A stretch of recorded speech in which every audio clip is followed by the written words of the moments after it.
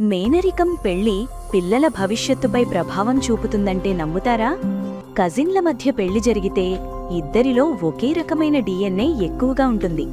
ప్రతి మనిషిలో కొన్ని చెడు జన్యువులు దాగి ఉంటాయి. సాధారణంగా అవి బయటపడవు. కాని దగ్గరి రక్త సంబంధీకులు పిల్లలను కనితే ఆ చెడు జన్యువులు కలిసే ప్రమాదం ఎక్కువ.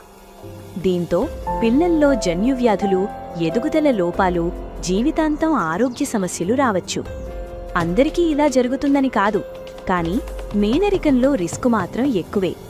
అందుకే పెళ్లికి ముందు జెనెటిక్ టెస్టింగ్ చేయించుకోవడం చాలా ముఖ్యం.